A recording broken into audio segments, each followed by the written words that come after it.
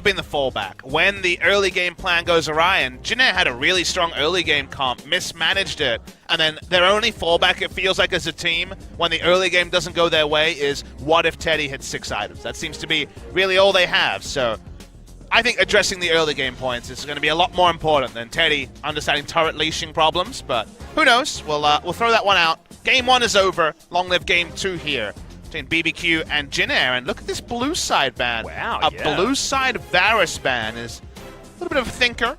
And Jin Air went from Alistair last ban to Alistair first ban this time around. Going to follow that one up with the Kalista, which seems to be the red side staple so far this series. We mentioned that she would be highly contested between these two very Kalista-specific players. I'm saying Xayah instead of Kalista again. I've made that mistake in the past, but she's the one that's going to be banned away. The Galio and the Skarner to follow. Sejuani's going to be left open. Azir also open this time around as far as differences in the bans. Yeah, first thought was that BBQ were fishing for a jungler, but with Skarner taken away, they're happy to go for a Xayah Rakan of their own. No Kalista Rakan on the red side to answer it. Outside chance, you deny away the Rakan, but Xayah Rakan certainly was doing a lot of work towards the end of the game, but some mistakes in mid-game took away some of its value. So the reason why we see the Varus ban on blue side now in hindsight is they wanted to go Xayah Rakan. They didn't want to give up Varus Braum as a duo. That's kind of the other intensely strong laning duo. You can go Caitlyn Braum if you want to. It's not much of a replacement like for like. And they will, of course, take away the Sejuani. But Trick has many options available to answer it. Yeah, can go for the Jarvan if he wants to. Zac is something that he has played, but not necessarily had the most success on. So whether he actually decides to go with it here will be a lot of scaling potential for late game team fights, and there's the Rakan that they have to lock in here this round. Speaking of locking in this round or missing out on, Ryze is available. So yeah. It does feel like AD carry into absorbing some Ryze bans is one way you could go, but locking in a Ryze and then re-evaluating is also a possibility. Not often that we see Ryze available.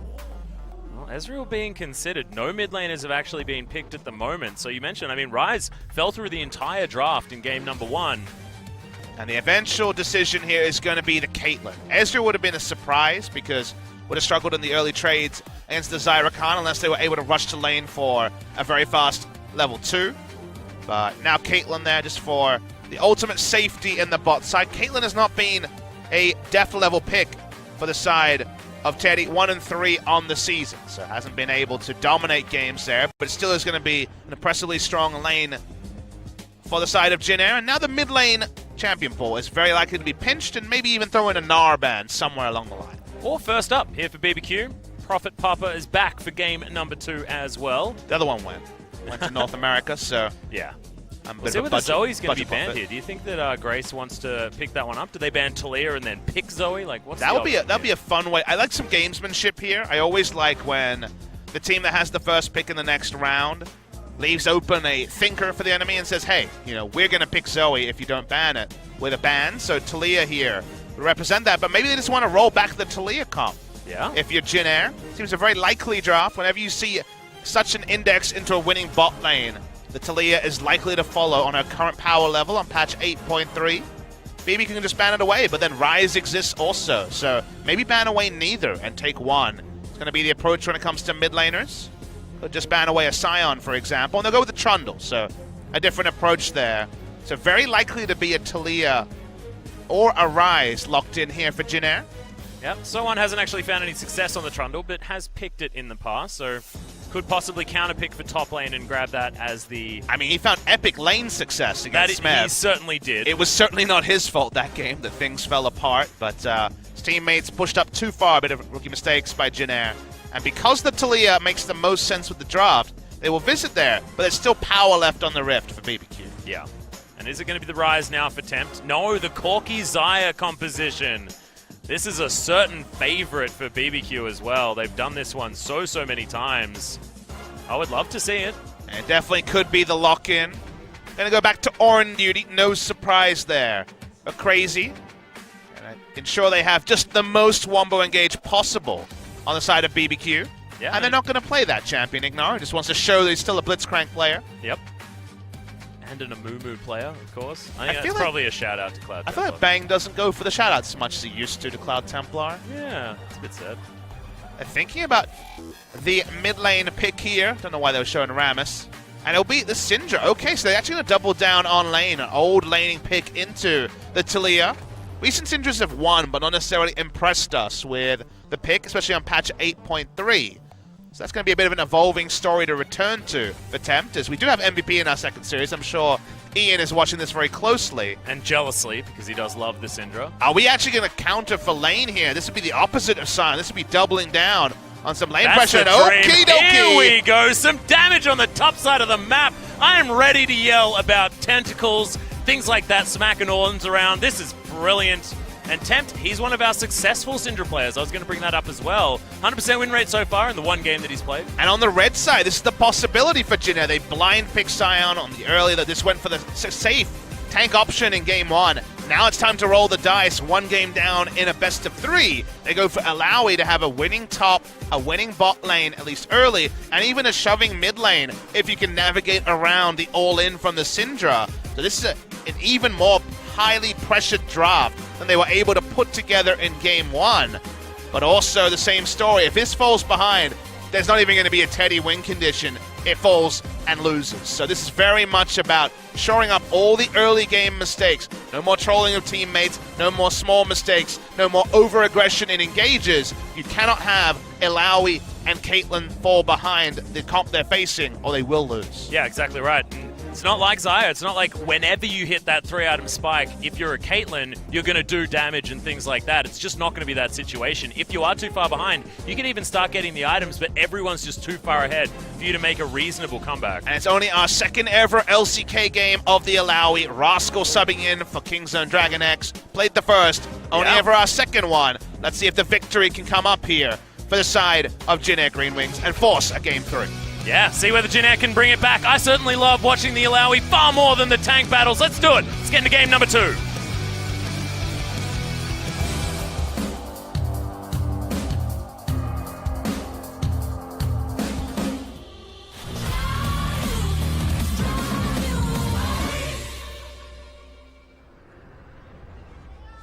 소환사의 협곡에 오신 것을 환영합니다. Oh man. The BBQ fans out in force tonight. We'll see whether we actually get a crowd shot to show you guys, but there's certainly a lot of fandom going around. Jin Air actually considering some early game shenanigans. Which is often what you do if you're the Braum team, but not actually with the Braum. So Wraith is on the bottom side of the map. In the end, they are just going to head away. Level 1 plans here. Always fun track as the fans are back with their lovely signs for BBQ. We fry the game was what they were flying last time. They're trying to fry Trick, but it's going to be a bit of poke damage onto the BBQ jungler. Yep. He's probably going to be able to get himself back here as well. Still very early on in this game. As we are going to check it out, it is going to continue to be the Kleptomancy Alawi, which has been the popular choice. His grand entrance onto Ignar is going to immediately be regretted. Not Has sure. to flash to get out of the way of the concussive blows. These BBQ moves, this re-engage, or the attempt at the grand entrance engage from Ignar, was questionable at best. Have to remember the Braum strength at level 1. So Flash going to be down. Even more lane control for the Caitlyn Braum with the Ignite on the Braum secured as well. Yeah. Just very strange. I just don't know why you would ever try and cross the river if you're against a team with Braum. It just doesn't seem worth it most of the time. Feels like they're trying to do too much either side of BBQ. They're trying to answer the fact that Juno went for a late invade to see whether the 2-camp clear was going to happen on the top side. Knowing the vision was placed, Trick will not be going for the very standard Gromp and blue buff power farming, and will be going to his bot side of his jungle. Claim as much of that as possible. We should talk about the Alawi in the top side. That's the new thing. Again, only second ever LCK game. Never been fans of the Alawi here in Korea. It only goes one way. It struggles in team fights unless it has so much setup from its team. So, super laning pick, which means it's exciting. Finally, we can lock that camera on top side as the game goes on. And even if there's a jungle gank, the 1v2 double kill is always possible. Yeah, and you mentioned that KT game as well, where the Trundle from Soan was actually very, very good in that sort of split push, I'm playing solo League of Legends scenario. Grace in a lot of trouble against Tempt here. Sort of wishes he had an Electrocute proc. doesn't actually go on with the spellbook this time around to make sure that he's as mobile as possible. Definitely has some spellbook shenanigans. Only Ignar are the supports, and as the Ultra Playmaker Alistair player, makes sense that he is going to be jumping on the spellbook on the Rakan. Wraith double down on the Guardian, which as the game goes on is going to be very useful to try and stop the one-shots from the Syndra. Yeah, Grace actually pulling one back here against Temp. Just looks like a lot of buttons have been landing from these two mid laners because they've been losing a lot of their health bars. He's all about the vertical jungle in this game. If you can allow Illaoi to push up, and obviously max the Test of Spirit, the E first, and look for all the harass, and there's no chance of an enemy gank because your jungler controls the top side of the map. Should just be pain coming through for Crazy, who, after a turret shot was taken by So1, doing competitive in the first trades. Yeah. Only gets better for the Illaoi, though. Yeah, as soon as first items come in, feels a lot better. Death's Dance from So1 probably going to be that first choice. One of the only champions in the game that still builds that item, so it makes me pretty happy. We'll see if the rush comes. There's many different ways to approach. Could just be the Black Cleaver also. Or it could be dead. See what happens. So1 down to almost 200 health. Not even quite that number. So Rascal struggle in lane, and I believe it was the same matchup, was definitely in a tank matchup. Can be a struggle in the early game, as Bell's Breath trades are always, like we talk about, the winner in the melee matchups. This trick's going to get discovered, so at least now So1 going to be able to play a little bit more aggressively. You know that Zach was corralled bot side after he leapt away from the Talia, so it does allow So1 to continue to be pushing with Reckless Abandon here. Usually this is like the worst spot your lane can be in as a top laner because it's so close to the enemy turret, but the minions aren't crashing to bounce back, but he does get the ability to push in after Talia helped him out with the eyes on vision. I got a suggestion for a skin, Papa. I'm listening. I think we need a Mrs. Trunchbull Illaoi skin. Okay. Because Illaoi's, like, she's got two skills that are about, like, tests and lessons. You know, they got Test of Spirit, Harsh Lesson. Seems to work out here as Battle Dance does fly forward from Ignar, gets himself out of trouble. What do you reckon? I don't know if the name's sexy enough, but I like where you're going from there. Well, it could be Principal. We have a Headmistress Fiora already. Well, exactly. That's what we're going to have to do. Okay, obviously, we're going to have to get out of here. Ignar not going to find anything. Not even going to gleamingly quill him on his way past. Probably not worth the mana, to be honest. So the battle warding happening from Umti. This is what you do when you have these three lanes that have a lot of pushing options. Even Grace has been taking up health in order to push in the waves, so big benefactor there is supposed to be the jungler on the side of Jin Air. Speaking of Jin Air, they're going to be able to deny any sort of freeze on the bottom side of the map. Ghost is going to lose a few of these creeps. Hopefully not the cannon minion, as that's going to be the first one to go. Confirmation that So1 will be rushing the Black Cleaver in this game. Yeah. Hopefully a second item Death Dance, so I don't look too stupid. Is very attractive on the Illaoi because of all the healing from physical damage. Many different ways to build this champion. Gonna be the extra gold generation. It's the Klepto Illaoi, in case you're wondering at home. After the nerf, not quite as much gold generation and has to be much more committal than the Gangplank in order to pick up the Klepto procs. But after all the vertical jungling, the control ward sticking, and Zac being chased out of his topside jungle, still should be pretty profitable times for the Illaoi. Yep, and Illaoi, I mean, if you're talking about being committal, I think that's pretty much a whole playstyle every single time anyway. You want to really commit to chilling out in your lane, setting up the tentacles, and getting everything working out for you. See what the So1 is just going to be the lane-only Illaoi that can try and set himself up for the 1 versus 2 kills if he has ever ganked after picking up his first round of items. Not really sure there's another type of Illaoi. Yeah, I was going to say. There's, I guess, support Illaoi that just kind of really annoys the tank supports. In the preseason, Gorilla was trying to tell me he'd make it a thing. I didn't believe him. Yeah, good idea to not believe him. See, Crazy's actually got a lot of minions hanging out underneath this turret. Someone's getting mad at him. The Spirit does register, but under turret, so right now you'd say that So1 isn't really running away with the lane as much as you'd expect, given the strength of the Illaoi in lane, but hasn't been punished. We're kind of waiting for Jin Air, though, to take the next step. They're up in gold, about 600. Large amount of that's going to be Klepto, but also 10-odd CS lead in both top lane and bot lane. Actually being able to open up the map, get the first objective that was denied from them in many ways in Game 1. The next step of the plan. The early game, good for Jin Air in Game 1. The mid game, let themselves down a couple of times. Need to arrest those sort of mistakes. I just feel like they've indexed further into the early game this time around as well. They really need to make it work. Otherwise, the outscale will be real. Yep. Well, as far as opportunities are concerned, Trick is going to be able to clear out at least some of this vision. Now Umpty is going to reveal himself. Okay, Sohan could be in trouble. Trick's going to be able to set himself up. Call the Forge God. Sohan going to get knocked up. There's the Elastic Slingshot, but doesn't actually get most of the work in there. Okay, a lot of tentacles set up, but he's still going to fall. Sohan without the teleport to get back either, and just looks like Jin Air got the hell out of there, and they didn't necessarily need to. Looking for a turret dive. Umpty misses the ultimate. Might look for it anyway.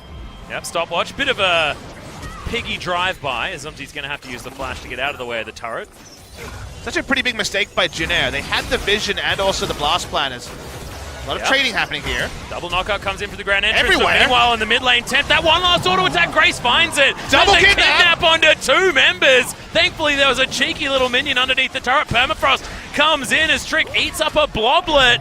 Umpty's dead. Yep, Soul Division comes down. Umpty's going to be taken out by Trick, and Grace really desperately wants to be able to kill these little blobs, but they can't do it. Yep, only little pebbles to fly through. Jin Air, a little bit of a disaster, and BBQ going to start again on the bottom side. Only a single knock-up as the Glacial Fissure is dodged by Ghost. Moves himself to the side. Battle dance onto Ignite, but the flash forward from Teddy. He's once again tanking turret shots like a beast.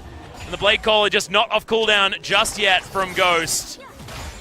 Oh man, there's just so much aggression from both of these teams today. In all 3 lanes, things happening, but you see what happens when you index so heavily on the early game. Both teams know it, Atlas. Everyone has the cheat sheet on who's strong when. And the problem for the side of Jin Air is it really pressures them and hurries them into making things happen early. So go through everything that happened. Top lane gank was successful. So we're seeing the visit into mid lane. This is after all the action. This is off screen that we missed. They do get the final auto attack in and kill Tempt. Massive kidnap comes through. Umpty's first thought is to keep going aggressive under turret, but the turret really has been BBQ. It should have the big Roosters logo onto it, because that was pretty poor juggling. It's never going to deter Umpty. He never slows down. Yeah, it was the red buff that actually trolled him super hard underneath that turret. That was the biggest problem. Peacemaker flies forward, but Umpty had given up his position. These minions are now just going to get destroyed by the turret. Next wave actually following in as well, so half health. Bottom outer. If we rewind all the way back to the first blood of the game, the problem that I see there for that play was that Umpty had just cleared the vision plan to know that the enemy blue buff was started and then peeled off. Syndra was off the map for a good 30, 35 seconds. The lane gank was pretty telegraphed by the side of BBQ, and yet Sohan still opted into it. So, okay, one mistake happened. The problem there is, Jin Air remember how much they've indexed in the early game and how they have to make it work in the first 15 to 20 minutes. They double down on ganks. They look a bit desperate, Atlas, in some of their plays, and the desperation turned against them. And Sohan, he's not even winning these trades. Yep, ultimate does come down from Sohan, though. Wants to stay with his tentacles. He's getting so much health back. Will the Bellows Breath be actually here? Look at the health. He gets another one. The Test of Spirit could actually be the end of Crazy. Thankfully, he has himself a Bellows Breath, gets himself out as he has to dodge tentacles now forever. He won't be going back home. So this time, Crazy misplays. He flashes in for the auto, thinking the passive had applied from the Bellows Breath. It hadn't, so the auto does almost no damage. Thought he had picked up a solo kill. Ends up just blowing his flash and almost dying anyway. Oh boy, seeing some rough stuff on the road, seeing a lot of excitement. We take a deep breath. The Infernal is claimed for Jin Air. Not able to have the Allow It explode into life yet. The Black Cleaver is certainly going to help. Yeah, but having some multiplicative scaling coming in for a Jin Air team feels real good. Do like to be able to bring it past that 40-minute mark. So Infinity Edge done here for Teddy, not going for any attack speed early on. Looks like going for a little bit more of a skirmish-based build. Wants to do some relevant damage with these critical strikes early instead of just getting the attack speed, getting the flat damage to take down turrets. Trick, he's flying through, but in the end not going to be able to find too much. He's putting on pressure where he can. Bottom side of the map, Jin Air doing decently well as far as getting vision. They don't have the Talia wards this time as... Okay, there we go. Grace gets the ward over. Grace 1-0-0, went for Merc Treads, very stand against the Syndra. Trying to skip steps. Banshee Veil Rush no longer happens after the latest nerf to it, which again was many moons ago, but did move away the mid lane meta from a Banshee Veil Rush. With Morellonomicon as the only item, if the first CC hits from Zach, you probably do one-shot with the Syndra, so have to be so careful at controlling mid, and mid lane control is what allows him to roam. So there is that tussle forward and back, as once again we're going to see plenty of fighting between So1 and Crazy. So1 just wants to be underneath the turret, I think, as that was a very, very, very long-range test of spirit. This one actually going to fully apply, and the Nightmare scenario on of even more tentacles to respect. Yep, too many tentacles. What's the right amount of tentacle I think 3 is probably right. And then Anything over that? As soon as you're over 3 tentacles, it's just too much. All right, Atlas Obviously, approved. I'm not a massive fan of octopi. It's just way. But you did want to show off that you knew the plural of octopus. Yeah, I did. Damn it, am I that transparent? Yes, you are. Does that add to my charm, or does that make everything worse? I think it's person to person on that one, Atlas. Absolutely. Okay, Grace setting himself up. We'll be able to find himself this control ward, though, as he actually just rides the wall. We'll get out just before the turret. No flash left onto Xayah. Yeah, Featherstorm is great, though, from Ghost, as he squeezes himself in between the wall and the tower. That does confirm, of course, you cannot get over terrain. Same thing with Jarvan ult. You cannot duck over it with the Featherstorm. Oh, yes. But Talia all the way back, just rock surfed away to the mid lane to pick up the minion wave. Turret very low bot side. Again, Jin Air. Remember, at every point, they are looking for turret destruction, rotation, and to get this game done as early as possible, they cannot close out the first turret pre-15 minutes. I really do like the Jin Air style. I don't like the build from Teddy. I feel like if he wanted to actually just focus on taking down the turret like they're doing, then I would have gone for maybe Berserker's Greaves and grabbed the pickaxe and the BF sword instead. I mean, the other approach is to just walk up, put down the turrets, so the traps is top side. We're seeing some fun Alawi times, but yeah, it's all about does come in though. It's all about the trap crit. That's what they're looking for there, is pushing up to the turret, putting down a trap and trying to kill us. So1 looking for a solo kill. Yeah, speaking of trying to kill, is So1 gonna fall down very low as Call the Forge God hits the second time, but Crazy at least saves his own life. Who has done more damage on top side, the turret or the Ornn? I guarantee the turret. 150% the turret. It's the teleport. Okay, Ignar gonna join in. Gets himself the quickness as the grand entrance comes down, but... Okay, that's just an easy quick kill. I like it. Yeah, second kill onto the Alawi, who doesn't have teleport to get back to lane either. Will be at the cost of the bot lane turret, but this is going to go down anyway. So the move from the Ornn and the Rakan, I still give a passing mark. They're able to pick up a kill. Ignar almost died randomly on the back end of all of that. Yeah, he almost died to the Test of Spirit. Little debuff, meaning that there were tentacles everywhere. More than 3, but definitely more than 3. This general disarray only represents a 1,000 gold and Infernal lead to the side of Jin Air. So I would say right now they're behind where they wanted to be at this point. Second Infernal spawning in a minute 30 needs to be Jin Air, as they need to keep up the pace. You can't afford to retreat into your shell in any moments. Seeing Grace turn onto temp, very nice first salvo of damage. Yeah, Grace just looks so good on the Talia. He's been impressing more and more. The new Jin Air mid laner. Haven't seen a lot of justice recently. It was a bit 1-for-1 earlier on in the season, but they've decided that Grace is the man that they're relying on. I can understand it. Second turret could be through the Rift Herald that Umti had already claimed. All the neutral objectives going the way of Jin Air, as you'd expect with a comp like this. And Alawi being self-sufficient, dying, but still keeping up a decent CS lead. Yeah, and Umti actually picked that one up a while ago, so we'll need to throw that one down just after this blue buff is secured by Grace. Grace almost gets him over the wall there as well. That was cute. He's going to come back. So They might just be trying to line it up with Infernal, where you put down the Rift Herald. Oh, that's a good point. And just try to start up the Infernal, but just going to use it now. Very late. This is the rotation over from Jin Air. Syndra's bot side. Doesn't have teleport anymore. Pushed over to the cleanse. It looks like the siege is going to be the strategy, as Trick's going to be discovered. And turret good.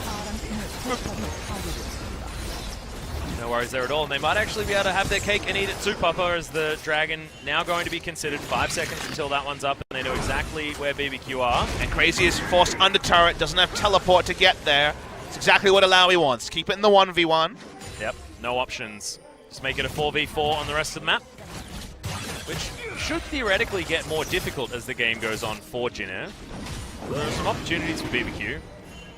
They can stop Soan from being able to freely shove turrets. You can see already so much damage is done. Respect being given to BBQ. I suppose he's going to land onto Trick, though. Elastic Slingshots his way out, meaning that he won't be able to use that to engage for the next few seconds. Jin Air get themselves the top outer turret, but this felt like a done deal earlier on. It is going to be Jin Air peeling off the Dragons, wanting to put on enough pressure so that Soan was able to get that one done. So still able to get positive trades. Jin Air looking good. Cool, calm, collected. Much more clean than game number 1. But still, what is the number, Atlas? What is the gold lead you need as Jin Air to vindicate how much you index into the early game? What are the viewers looking for to understand? And to me, it's bigger. It's bigger than 2,000 gold. They need more of a lead because there's a lot more fallback options for BBQ than there is for Jin Air. So while it is still, like you say, better than game 1, game 1 was them botching their win conditions and then almost being able to ride a 6-item Teddy to victory. Here, it's been better. They need to keep up. They need this Inferno. They cannot give any free lunches the side of BBQ. Otherwise, things start muddying again. Well, speaking of which, Trick is going to start off this Infernal Drake. Fair bit of damage is going to come out of Ghost here. He does have his Essence Reaver already done. Ignar just trying to be on watch duty as Temp turns up at the same time, and this should be the Dragon secured. Jin Air look to try and turn themselves in here. Got it! Oh my goodness, Umpty going to be able to grab the second one. Soan's feeling this, but he won't go for the flash. Yep. Doesn't have it Wobblers available. should actually go down as Grace comes in and finishes off the Zac, but he may have actually overextended. Featherstorm comes in, that's one for Ghost, as Trick does eventually fall. It's a fight on multiple fronts though, as Tempt gets the pushback onto Umpty, and Jin Air get themselves back together. It's a 1-for-1 in the end. But the Inferno was claimed by Jin Air. Umpty had his flash up, so wanted to roll the dice. Baron has spawned also at 20 minutes. Double Inferno, so that's going to be a growing concern. They know that there's been no ability for BBQ to get vision in this area because of how strong top lane was pushed up. So while it won't matter now, with low attack speed on Teddy, the visit to Baron is probably not too far away. Yeah. Especially when Soan does a lot of damage to that Baron as well. Probably wants to grab himself something like the Death Dance so that he could almost just join Teddy and they could take down together and he could tank it the whole time. Sterik's also very likely to come through for the Alawi, working towards that with the Jerome's Fist. So now going to head home. We'll see what he is actually able to complete. I like how we're talking about the strength of a 0-2-0 Alawi. The farming and the Klepto are going to do a lot of aid there, and he got no resources and took the turret. So yeah, at the end of the day, it could certainly be worse, even if the kill score leaves a bit to be desired. Going to go rush and match Orin in the bot side, but now we get to the realm of the game where teleport plays will begin, and that's where you give Orin a pretty big lead. There's the chance that Sejuani and Braum do enough holding in place that the ultimate from Soan is able to do work, but definitely that's an optimistic thing to say. Well, in goes Trick, actually looking to find Teddy, but Stretch Armstrong not going to land. It's just going to be a stun out of Tempt. Crazy moving himself up, but now going to be seen. And Soan, he's going to get to that inner turret pretty damn quickly.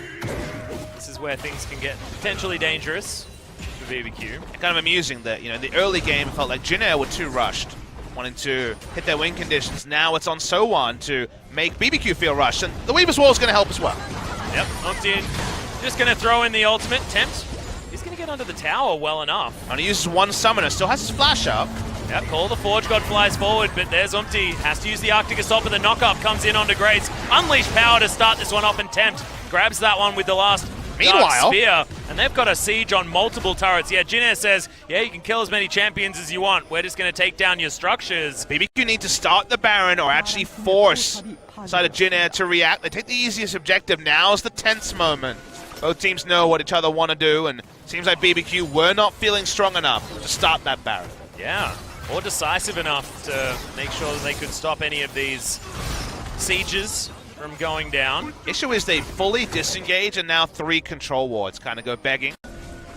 Wraith is going to be pretty safe, but the shot will come through, and let's see if BBQ can actually return to that area. Get something out of the vision that was placed earlier. Yep, things going nicely for Ghost though. He has those 2 items, so 30% CDR done with the Essence Reaver after the rapid fire cannon now completed. Gonna help augment this Zaya, whose range isn't exactly the highest. And Jin Air did praise the right gods, apparently. The gods smiled this time. The turret gods don't like them, but the Drake gods certainly got their back. 3rd Infernal will be the spawn. How about a mountain to add to it afterwards? Yeah, because what was happening yesterday? You guys got like 1 million Cloud We got Drakes. clouds and oceans. Oh. Yeah, and you were like, oh, in summer, does that mean that we're going to get the Infernal Drakes? No, apparently the next day we're going to get the Infernal The Drakes. thing I'll say is, I've been around the RNG Drakes as long as they've been around here in the LCK. When it's a big game, we get sick Drakes. Every telecom war, only Infernals, is Flash forced out of Teddy. Yeah, and Trick's actually going to bonk their heads together as well. Glacial Fissure underneath as Trick gets the kidnap, but it's only onto Wraith. And Umpty, very high health bar. Ignar forced to tank up, but he doesn't want to do that. He's not a tank support as the Weaver's Wall. Too early. Oh. Too late there. Yeah, just slightly. It was very, very close. I mean, Jin Air won 2v4. Came like a 3v4 when Sejuani came over the wall. Actually won the health bar trade. They'll back away. Grace wants to push the top side. That one didn't work out for BBQ. Yep. See Soan able to grab himself the red buff, and that makes things even worse. He's very close to grabbing that Sterix gauge as well, and close to 50 CS lead. Actually above that. That's the ungankable status when the Sterix also comes in.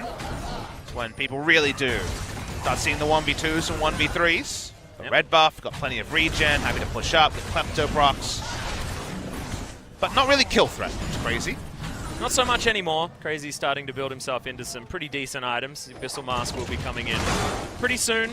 Not exactly what you want to be building against so much physical damage out of Soan, but still happy about it.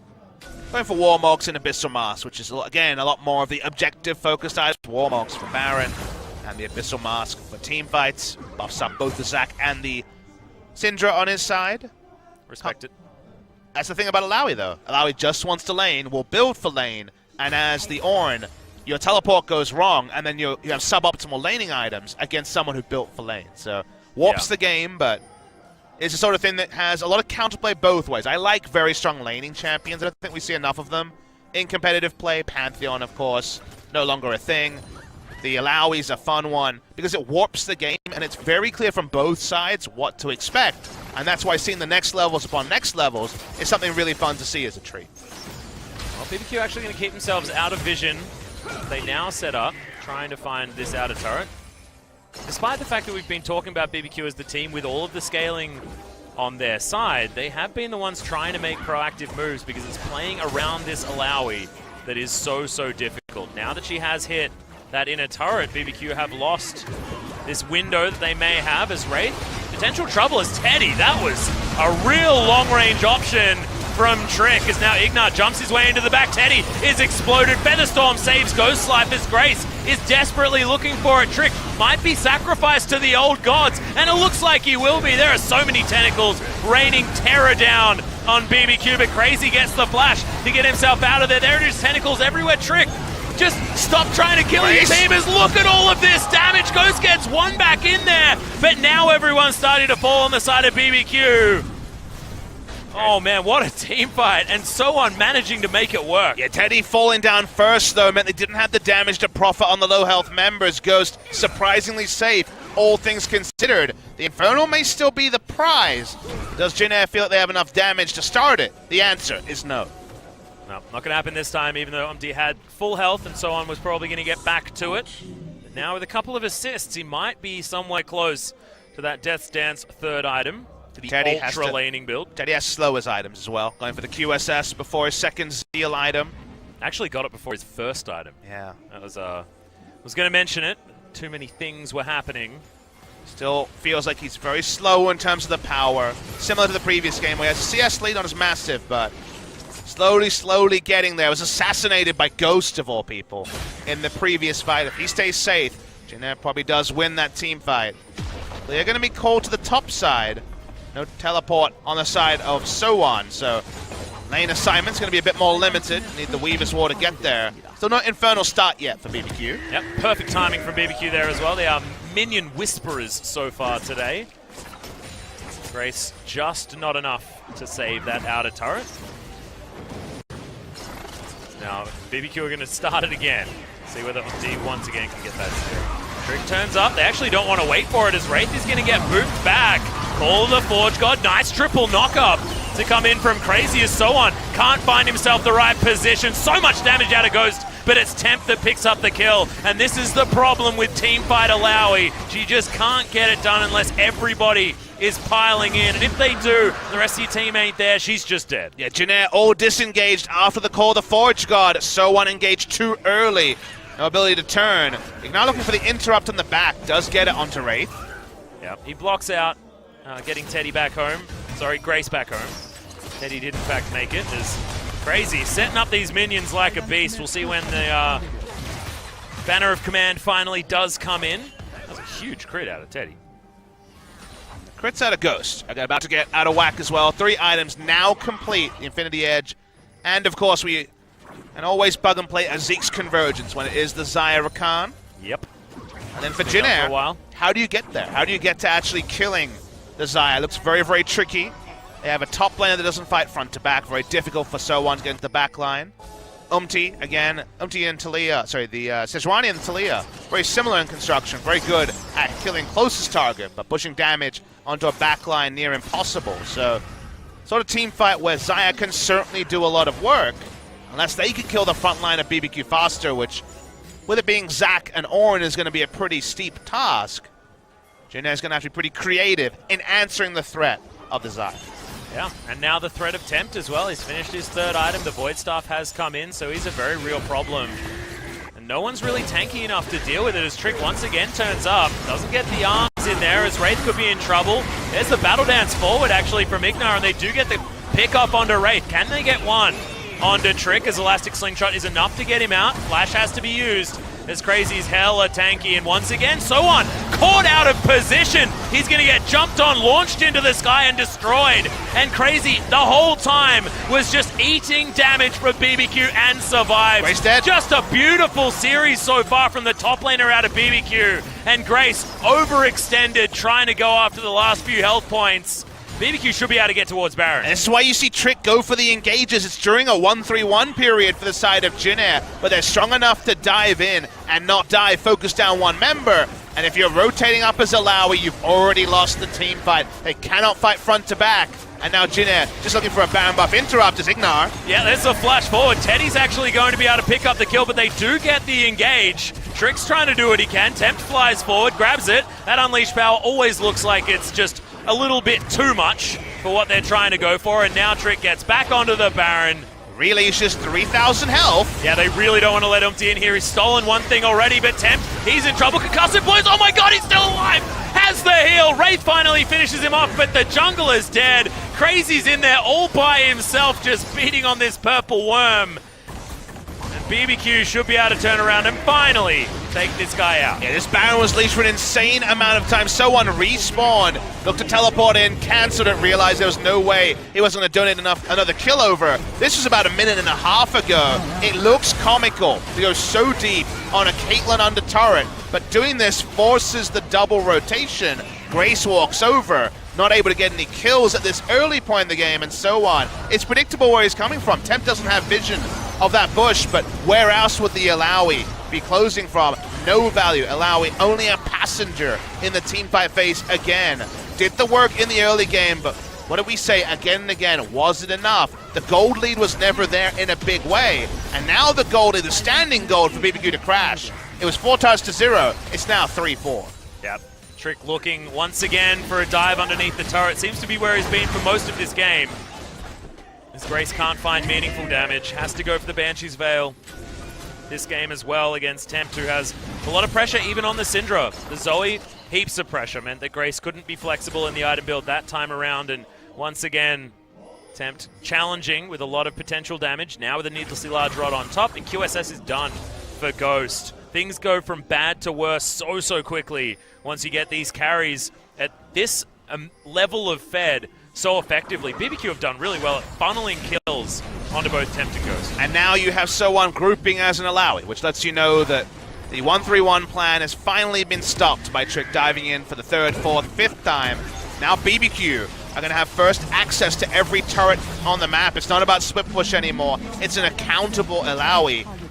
Now going to see BBQ rotate 5-man strong, and I think there's nothing that Jin Air can do to really stop an onslaught short of a very big brain fade from BBQ. Yeah, it's going to have to be a big BBQ overextension, which, you know, into Alawi is certainly a thing that has happened in our solo queue games. Sure. If you look back, you can get a little bit hyphy, and just don't think that BBQ are going to be that silly.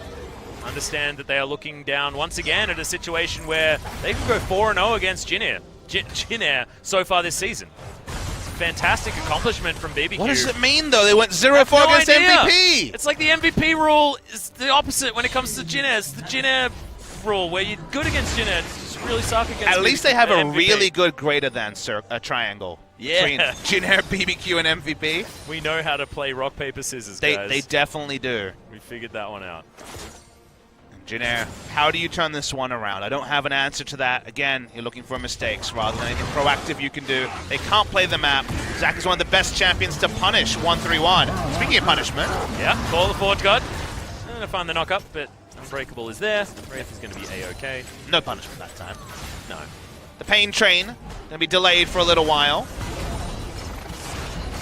Okay, someone is at least going to be able to grab Crazy. They're not able to get any relevant damage, really. Just going to set up a bunch of tentacles, be annoying. Temp takes a fair bit of damage, but they do manage to kill them off. In the end, I mean, I guess that's just a free 15 gold. And in the end, let's look at the, okay, BBQ trying to close out the game side of the coin.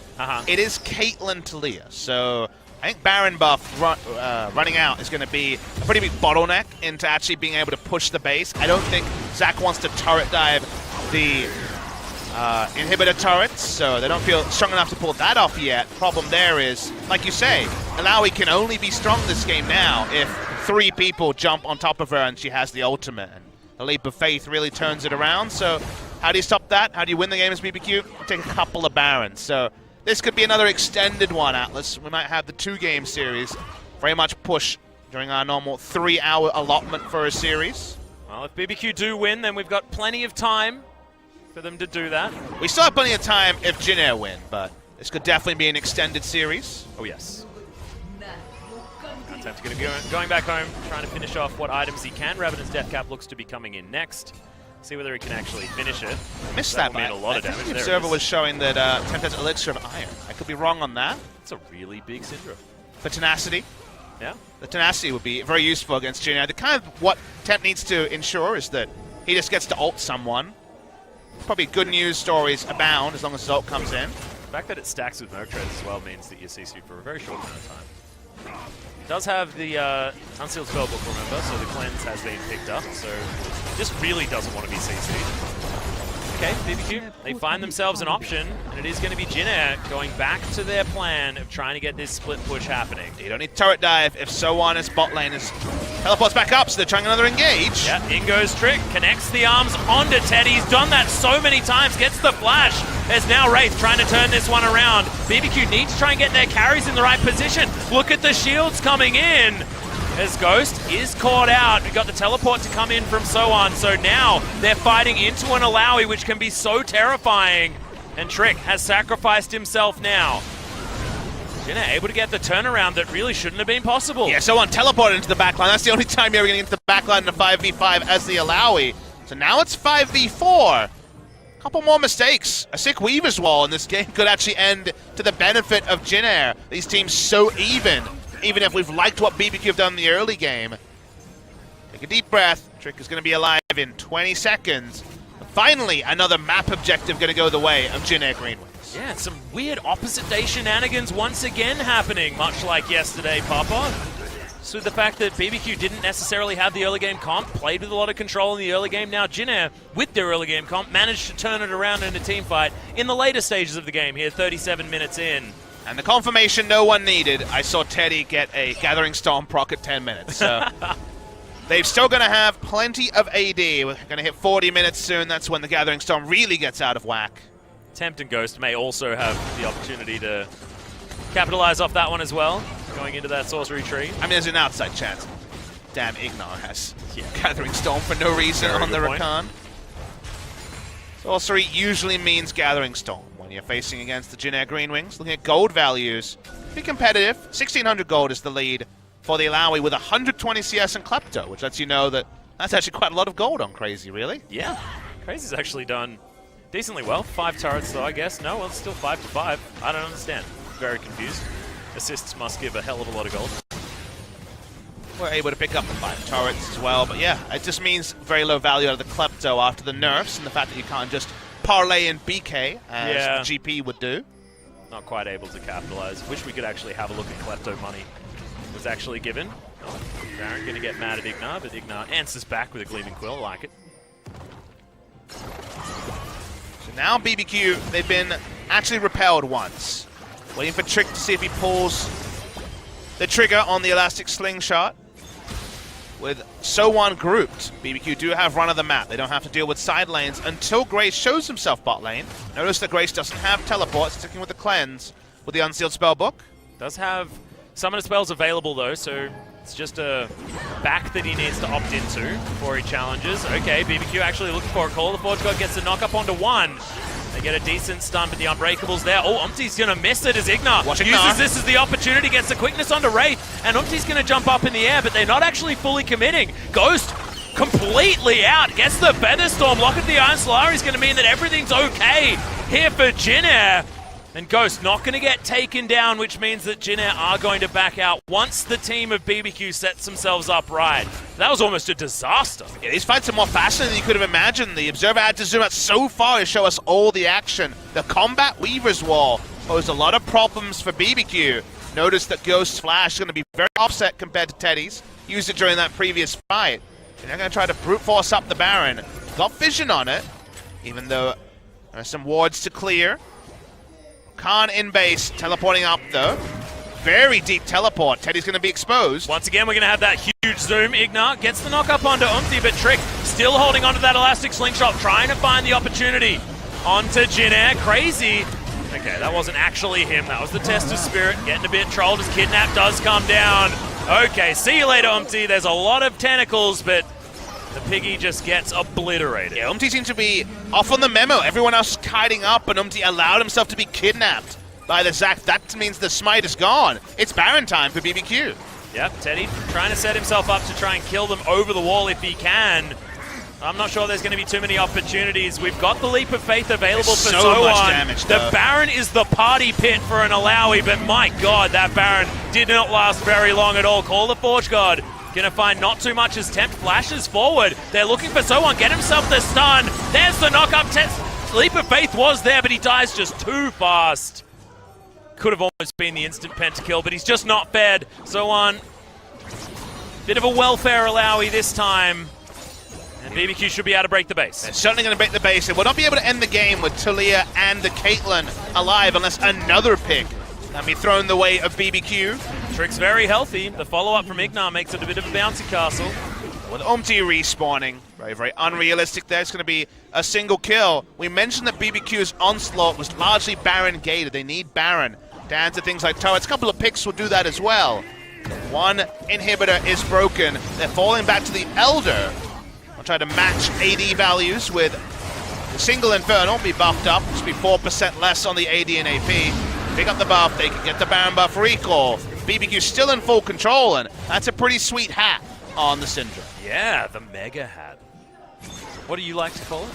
I come up with a different name every time. Yeah, what's your favorite one for this one? Pretty sweet hat. Pretty sweet. Oh, right, that was actually there. Come on. And something about a black and white Normally you hat. call... Oh my god, the Postman's hat. We'll call it the Postman's hat. We're going to call it the Postman's hat now. That's absolutely fantastic. Shout outs to our boy Postman Pat from back in the day.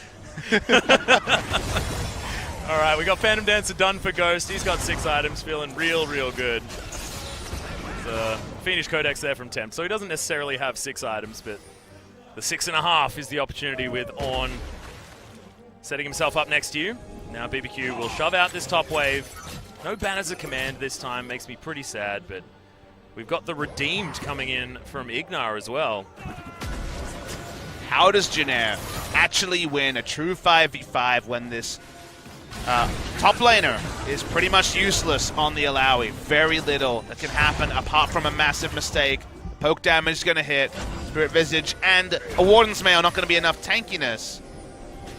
Minion wave in mid lane is pushed out, so at least they can actually look for something resembling a 5v5. Yeah. Ignar is going to be interrupted on his advance. Yeah, decent poke damage down as well.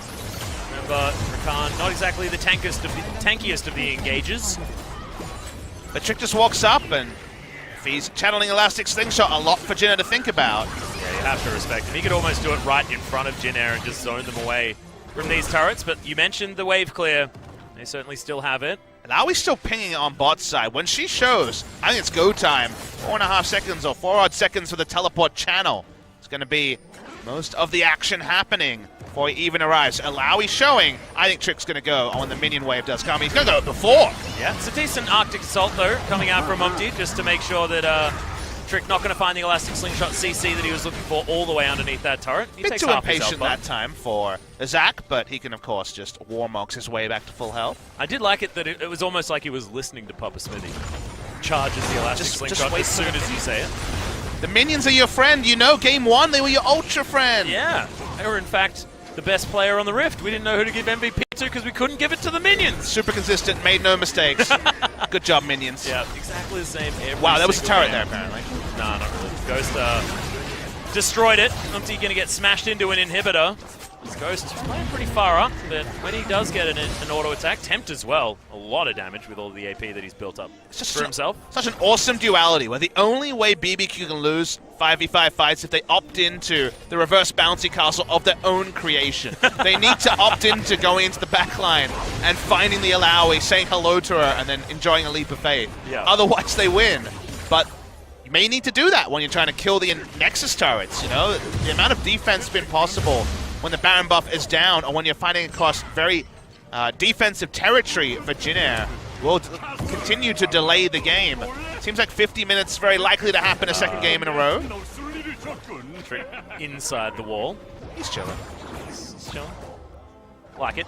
Okay. Here it is. I think you're actually right. I'm actually really worried moving into 45 minutes into this game. The early game. Game one was, you know, it was a long one, but nowhere near what Jin Air are capable of, as we all know. But the thing about Alawi is, the way that you beat her is to fight away from where Alawi is. Mm-hmm. But when you have to fight on a Nexus, you have to fight where the Alawi is, because they're just... maybe this was Jin Air's plan all along. So you're saying that Alawi was a scaling pick for that? Absolutely. It's guaranteed to always be effective, because you just leap of faith when they have to be hitting the Nexus. Well, we have good news. 4 people have built their Orin item. The only person who doesn't have one is Trick. Wraith was, of course, the offender in the 94-minute game. Yeah. Took him 85+ minutes to build an Orin item. Ghost picking up the Mega Sword. One pushing in top side, he will just back. So they've got at least one minion wave pushing against the super minions. Xayah bringing the minion wave bot side. Mid lane inhibitor respawning. We're still probably going to have one of them Titanic 5v5 fights, Atlas. Unless someone gets picked off.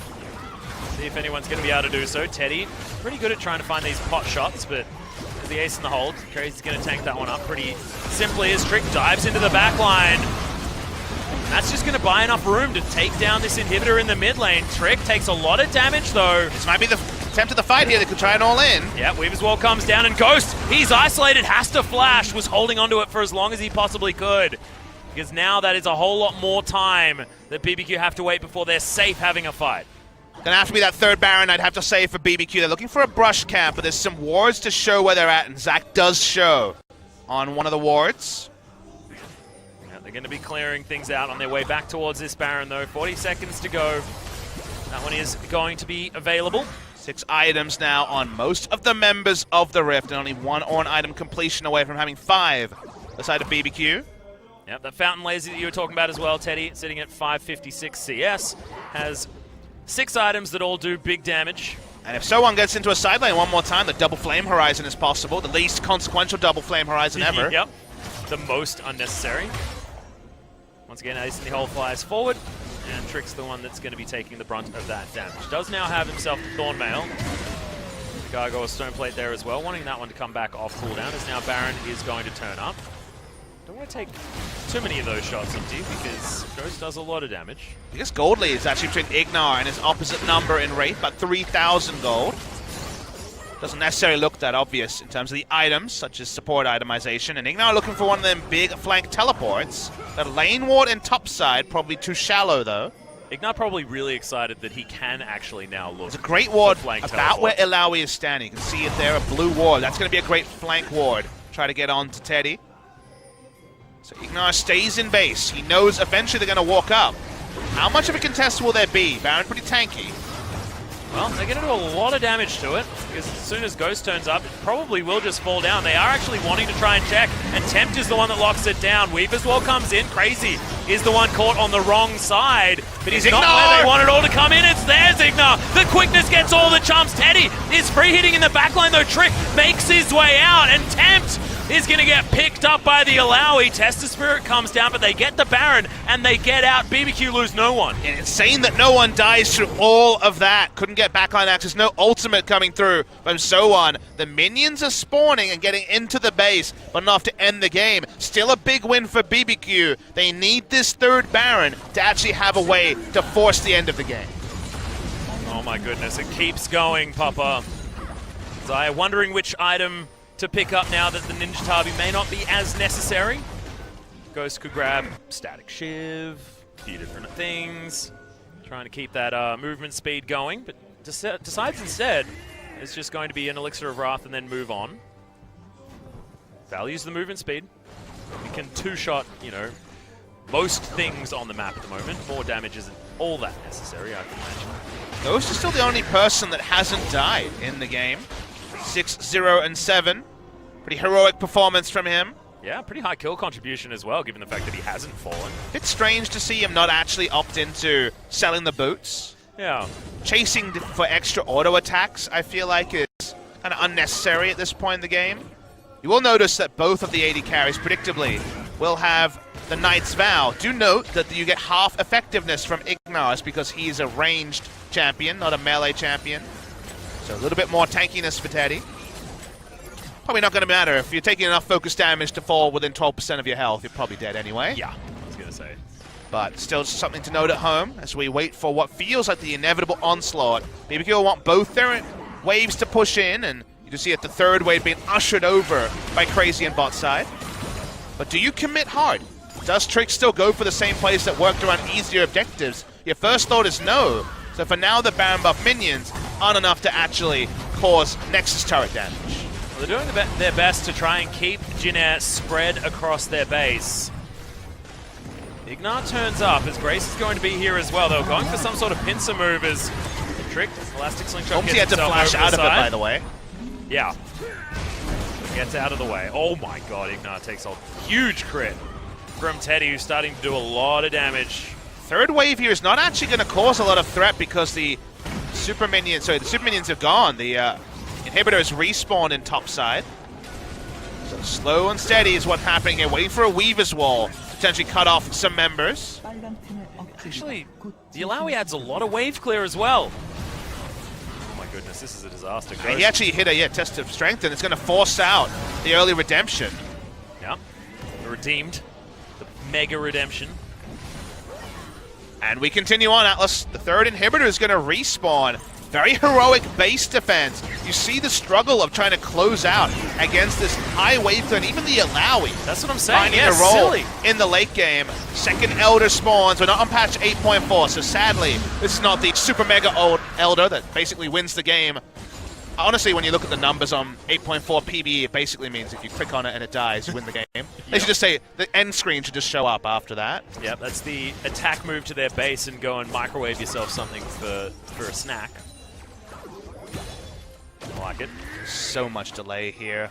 All the turrets to have to move forward. Yep. Turrets, I say turrets because I mean traps. It's going to go all the way around to get around the trap line. They just want as many free inhibitors as possible. Well, they're engaging onto the Illaoi. May not necessarily be what they want as they bring her into the back line. Bit of a disaster, to be honest, as the Leap of Faith was utilized, and Trick is going to go down. Crazy now, setting himself up, so extraordinarily low, does eventually fall. Now Ghost trying to get forward. Teddy and Ghost are so incredibly strong. In the end, it's a 2-for-1 in favor of Jin Air. Yeah, the kidnap onto the Alawi is not going to work out at this point in the game when she doesn't explode instantly. The Randuins and the Spirit Visage, they can push through mid lane. Can they take an inhibitor is the question for Jin Air. But BBQ for now actually holding up for a Death Brush. Off deep. He's just going to Arctic Assault his way in there. They really didn't want to choose this target as now Wraith is going to turn up. Ignar off to the side, I liked that. Had the Battle Dance ready, so could have potentially gone for a re-engage if they wanted to. We can hit some records this series. That's what I'm feeling as we're 53 minutes into game 2 that looked like it was going to go the way of BBQ. If that's the case, then we should probably settle down. We should. We've got another 40 minutes to go.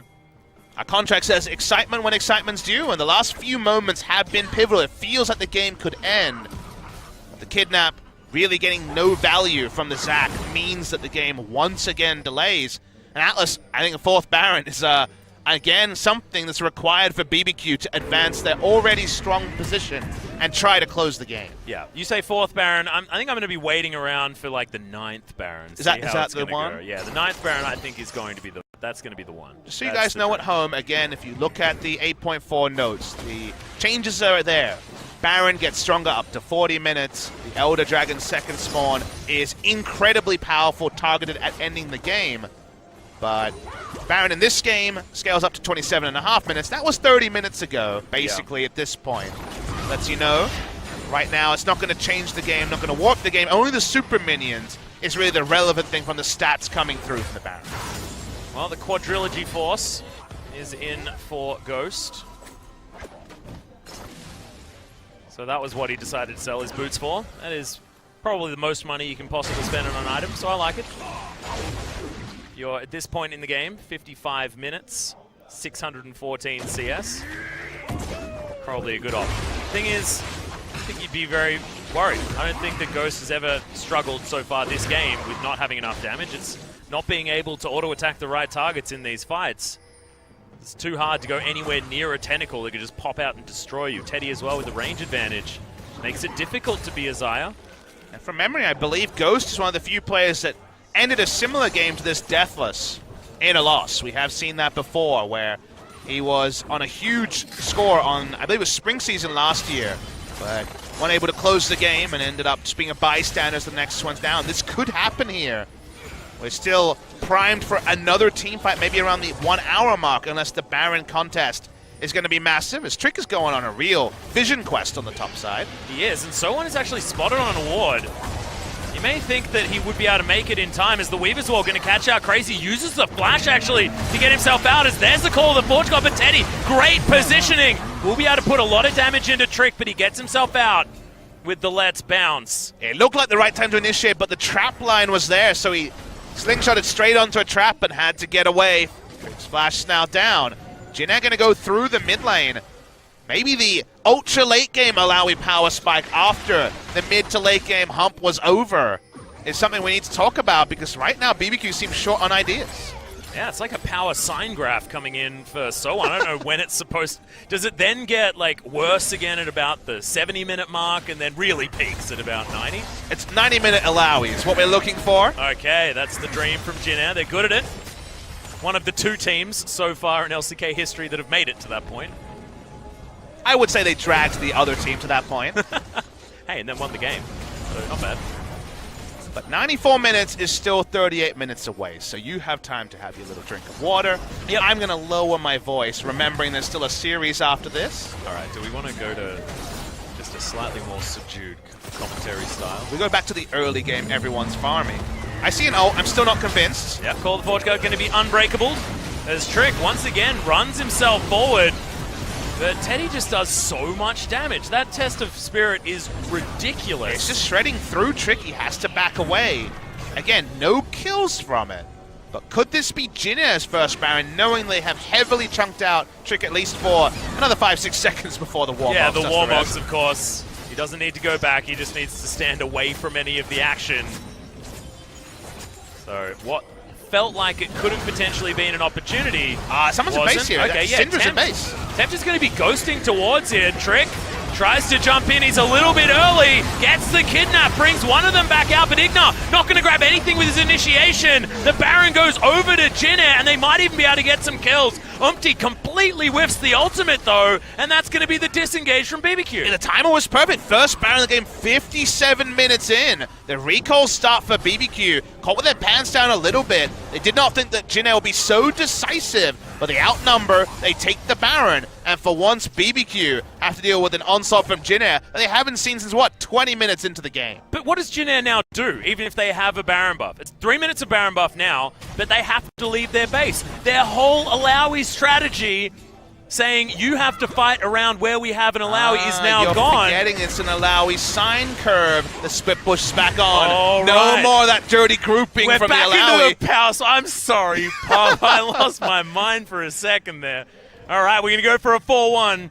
See whether Jin Air can actually split BBQ enough to try and get some work happening here. Yeah, 4-1 is possible, but so tricky against the huge engage. It's Where so are banners weird. of command and all of I the don't fun know. items? They know about it. They did it in game 1, but Yeah. game 1 was a while ago.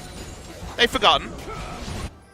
233 vision score from Umti. I think he's getting promoted in his solo queue game after this. Yeah. He's 110 points better than the Zach. Do you know what that means, Atlas? It means really not that much. No, it doesn't mean anything at all. It means that he cleared more wards. It means that we found something that we hadn't spoken about yet this game. I It's know! been an hour, so that's pretty good as Trick's going to launch his way forward. Decent layering into Backline. CC as in goes He's Igna. dead! Goes, grabs Teddy. This could actually be it. And Jin Air, they weren't able to sit in their base. Someone's going to get destroyed. Took a long time to go down that time. That's a very quick couple of kills, and they're exactly the ones that they wanted to remove. He pushed out the base, and Ignar finally got backline access. He's been searching for it for 30 minutes. He's back there again. I know. He's got teleport up. He can still go for a teleport play. 2 members dead, including the Caitlyn, for 55 seconds. But apparently it doesn't mean that much. No, apparently not.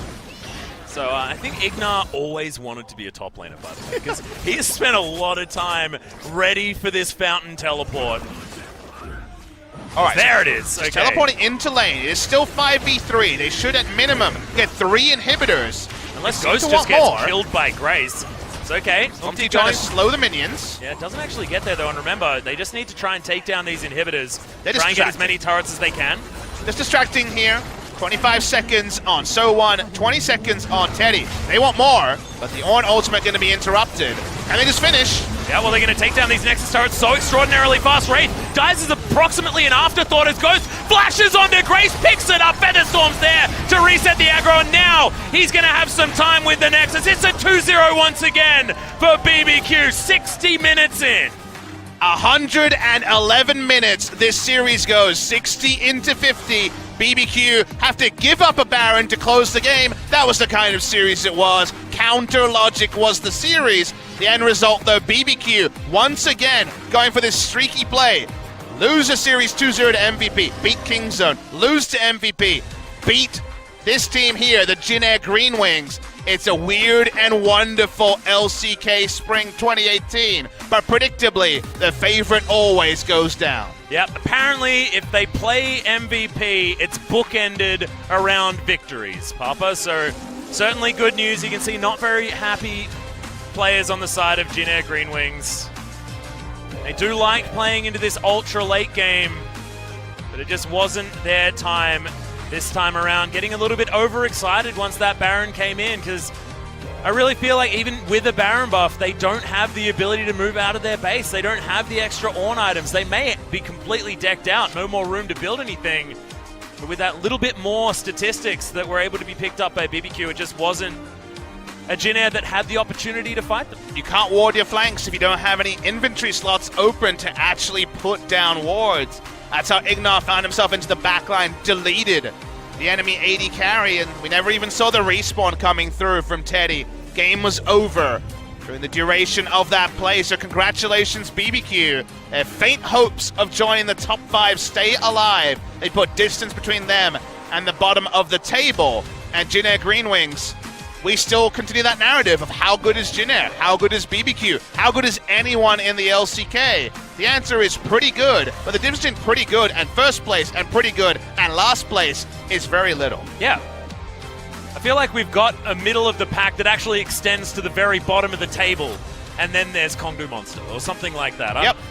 sort of what it feels like, which is extraordinarily exciting because it means that anyone can win against anyone on any day. We need the confirmation of the second series of the day, Kingzone versus MVP, to let us know that we actually have a consensus top and a consensus bottom team. Because right now, we only know about the Kongdu side. We still need Kingzone to push through the madness of some recent results and show us a dominating 2-0 over MVP. Well, I mean, if MVP were able to take down BBQ and BBQ were able to take down Kingzone, we were talking about playing rock, paper, scissors, Papa, so theoretically, this one should go the way of MVP, but it's probably not going to be the case.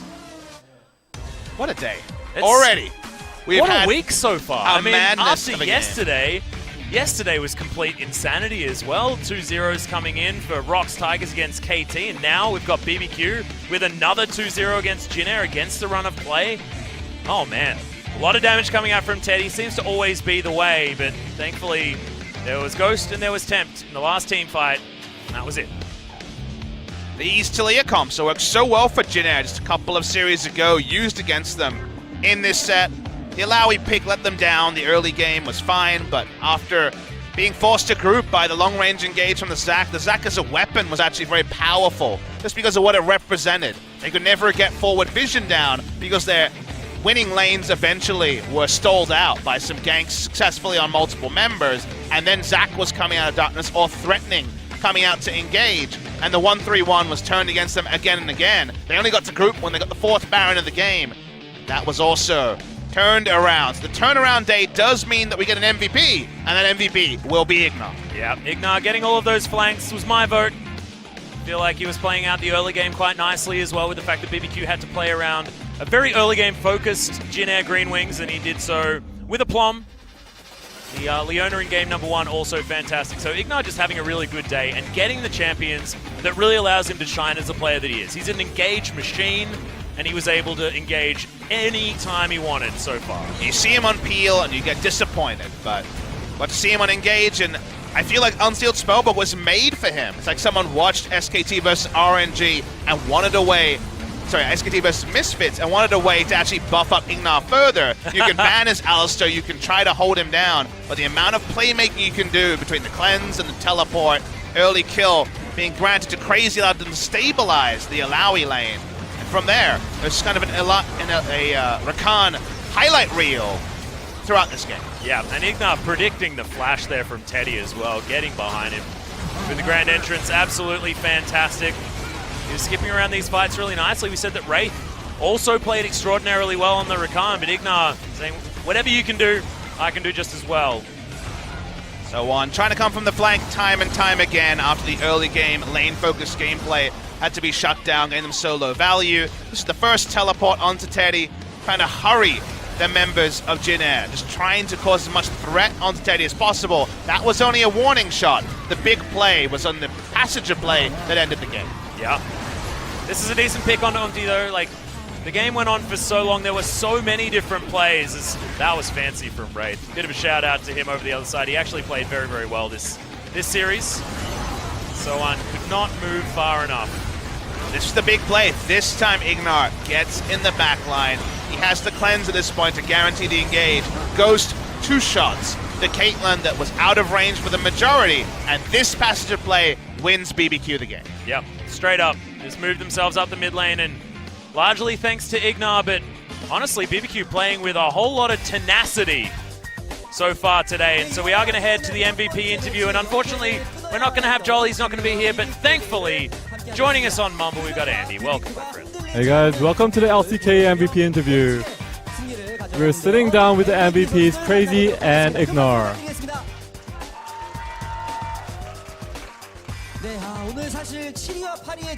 So today's battle was between the 7th place and the 8th place.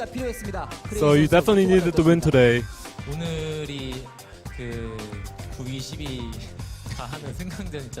So today was really important.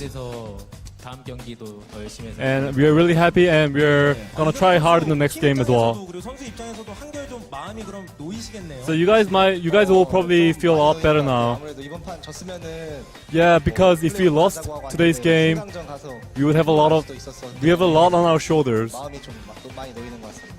네, 그래서인지 오늘 준비를 굉장히 많이 한 듯한. So today, your performance was outstanding, and it seems like you guys prepared a lot for the series. 워낙 싸움이 많이 벌어져서. So a lot of skirmishes as well. 저희가 좀 CC랑 이니시 계속 좋은 챔프를 했잖아요. So we tried to revolve around CC and initiation, 준비해와서 and 네, 그래서 I think the plan really worked well. 진에어하면 바텀이 에이스잖아요. You know, for Jin Air, the ace of the team is usually the bottom lane. 일단 진에어 바텀이 되게 라인전도 세고. Yeah, Jin Air's bottom lane, they have a lot of lane prowess, and they're really good. 생각을 하는데 저는 뭐. But personally, I feel like I play better than them. So I feel like I can carry if I have initiating champions. So you pick Leona, which actually has quite a risk. Like for Leona, I actually favor the champion, and I use it a lot in World as well. And the scrim results were also really good as well. So I have confidence going into the series. Although I didn't play perfect this game. 그리고 탑에서도 요즘에 이제는 약간 공격적인 것들이 많이 For the top lane, a lot of those aggressive top laners are usually banned. So you do go for the tank champions. 제일 좋은 것 같으세요? What pick do you think is the best right now? 다좀 챔프마다 다른 것 같아요. For now, 같은 경우는 I mean it's different for every situation, but I think like Sion is good, 오른이 궁쿨이 짧잖아요. Ornn is good because it has short cooldown and ult, 챔프가 저는 좀 더 좋은 것 같아요. and I feel like the initiating champs are really the good ones. 두번 다 플레이를 하셨는데 1세트 재밌는 장면이 좀 연출이. In the first set, there was actually a pretty funny moment. 활용해서 탑을 이렇게 쭉 밀고 방어하는 저 갑자기 순간 이동을. You suddenly use the TP without context. 그때 저희가 다 끊고 백도로 끝낼라 했는데 We literally cut everyone off, and we tried to end the game with backdoor, 좀못 끝냈어요. and the plan didn't really execute well. So what calls did you make while doing this?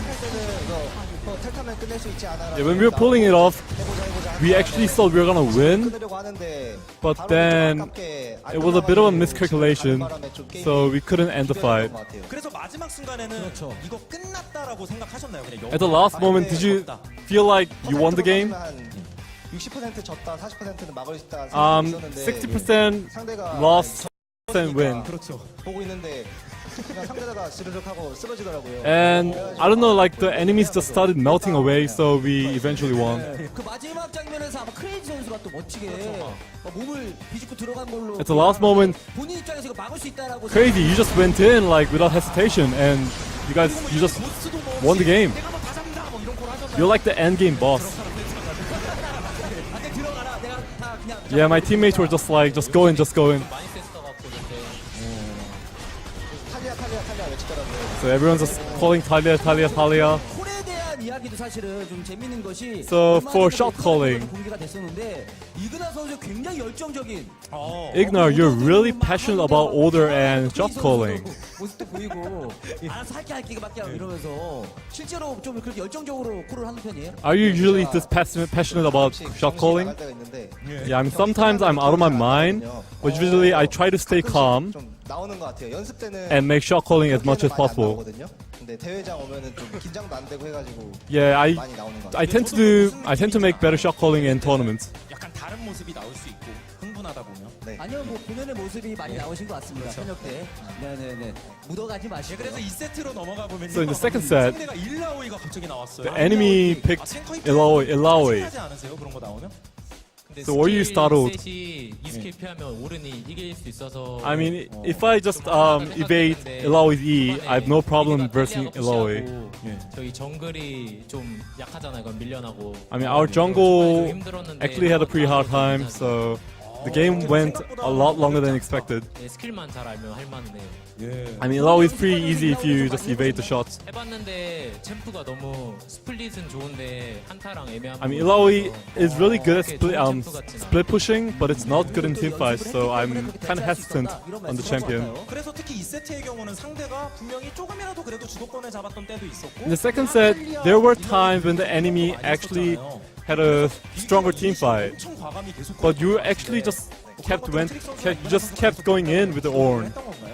일단 저희 팀 전체적으로 이거는 저희가 일단 First of all, 의논을 많이 했어요. 이걸 걸어야 되나, like we 쳐야 되나 했는데 we do try to coordinate on our shot calling, and then we try to execute as perfectly as possible. 돌면서 돌기 전에 계속 물어봤어요. 이거 돌면 할 만하냐고. So I kept asking my teammate whether I should go in, and then they trusted me, so I went in, and then it worked out well. 가져갈 수 있었던 그 마지막 뒤에서 침착하게 상대를 기다리던 이그나 선수. In the second set, 네네. 그 라칸을 위해서. 네. your Rakan was just phenomenal. 네. 그냥 제가 만약에 그러다가 끊겼으면 어떡해요? 하이리스크가 좀 I mean, there were moments where you made high risk plays. 그 뭐랄까 그냥 뭔가 이렇게 올 것 같았어요. I mean, I predicted where the enemies were gonna go. 이 모습이 네. 마치 판타지스타처럼 막 만화에서 나온 그 장면 다시 한번 보면서 생각이 나는 Okay, let's have a look at the montage. 이 집에 가려고 하다가 안 가거든요. 근데 기가 막히게 이제 딱 뜨는 순간 끝났다 예감하셨습니까? 잘 죽었다. 우리가 이겼다. Did you expect to win after making the play? 보면 좀 어때요? 같은 팀원 입장에서 되게 과감하잖아요. 좀 무섭기도 하고. I mean, how did you think about this decision? Crazy. 확실히 까다로워. 어떻게 보면 아군에 대한 칭찬 아니겠습니까? 상대로는 만나기 싫다. I mean, it's a compliment to your teammate. 깔끔하게 또 2대0 승리를 가져갔습니다. So taking the 2-0 victory. 현실은 놓은 것 같아요. 연패를 할 수도 있는 굉장히 위기였는데. So you guys could have been in a consecutive defeat, but you guys win the game, taking 2-0. 부탁드릴게요. 크레이 선수부터. First, you crazy. 경기 되게 이길 만한 경기, 지는 경기도 많았는데 So our 끝까지 games- 응원해주시고 Thank you for coming here and cheering for us. I appreciate it. 네, 이그나 선수도 부탁드릴게요. Ignore you. 한국 팀에 오랜만에 와서 좀 It's been a while since I've played in a Korean team, 기분도 좋은데 and I'm always happy to play in the LCK scene. 해외 쪽에 좀 팬이 And I do have a lot of fans 팬분들에게 overseas, and thank you for your support as well. 또 영어도 능숙해요. 네, 다시 Good 한번 English. 큰 박수 부탁드리겠습니다. 네, 이렇게 해서 오늘 2대0 승리를 거둔 So taking the 2-0 victory, BBQ Oliver takes down Jin Air GreenWings, and that's the end of the interview. Thank you. Thanks very much, Andy. And thanks, Ignar, for giving us a bit of a shout out in English. Man, if I was Andy, I would have been a little bit pissed off. I'm like, I'm supposed to be translating this, but I don't need. Does he do it the other way and puts it back into Korean? Well, all I can say is, if you were a fan of decisive, quick League of Legends, you'd also be peeved off, Atlas, at this 111-minute fiesta that we had. 2-0, now we're going to have an hour. Nope. Wait a second. Nope, just a 20-minute one, guys. No worries there at all. So, could have been a big problem if it had been a short one, but nope. And the musical chairs means a short hop up for BBQ. They do move ahead of Jin Air in game score, so head-to-head not relevant unless the game score is the same. As a 2-1 would have been head-to-head, which would have gone the way of BBQ anyway. This means that BBQ's ahead, and it's just a weird world. Opposite day, opposite week, opposite year in the LCK perhaps. But coming up next, theoretically, we have the best team against one of the bottom teams, so surely this one will be clear, Atlas. Surely. Yeah, surely, because, Kingzone haven't lost to BBQ or anything like that, and then BBQ weren't able to also beat Jin Air, but lose to MVP. So MVP, theoretically, right now, should be the best team in the league. Have no idea what's going on. That's what makes the LCK so incredibly weird exciting. and wonderful, for sure, is the word I would use. Weird and wonderful. Yeah. Has been, I said, guys, it's going to be a shorter break. It's about 20 minutes. It's going to be for the players to set up, for the fans to get into the arena. Will Kingzone style on MVP, or will MVP's 2 out of 3 wins in sets recently mean this is more competitive than it seems on paper? Yeah, and are we going to have more crazy games like we did yesterday, like we did in our first series today? There's been all sorts of fireworks on Summoner's Rift for the moment. So, guys, make sure you stay tuned for the next matchup coming up in about 20 minutes. We'll have, short break. We'll see you after.